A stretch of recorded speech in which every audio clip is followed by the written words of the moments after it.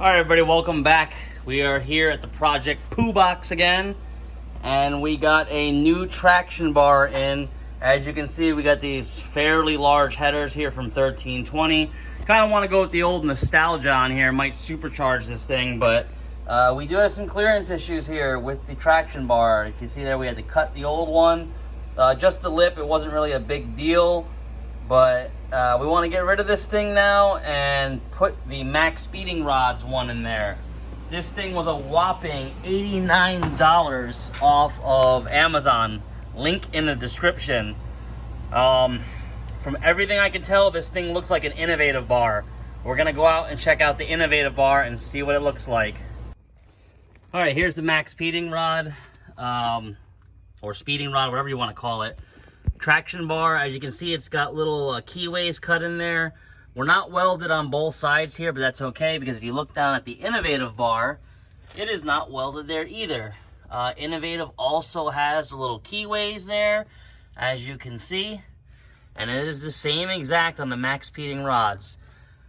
Everything is exactly the same. So, you know, you want to pay $300 for a bar, or you want to pay about 89 bucks for one. You make the decision. We're going to put this thing on the Civic and we'll show you how it fits.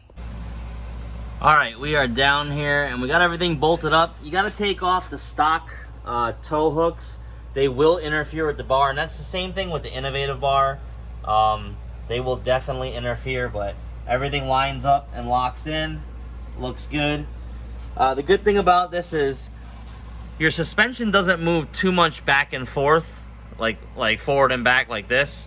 So you can adjust this right to where you need it just by picking this bar up and turning it and rotating it, and then setting it back down and finding exactly where those bolt holes are going to line up to get the best alignment. And you can preload these a little bit if you want. I'm just going to run it right at the stock setting, exactly where it falls in, and lock everything down.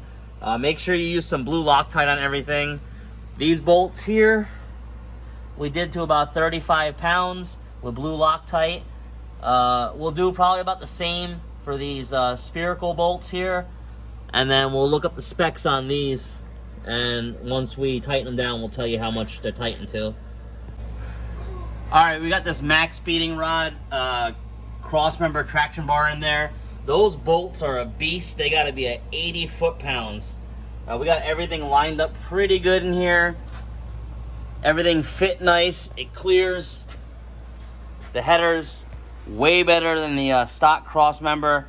So we got everything bolted up here. I can't really tell any difference between this or the innovative one. So definitely maXpeedingRODS for $89 is the win. Link in the description. Head over to the channel if you like this content.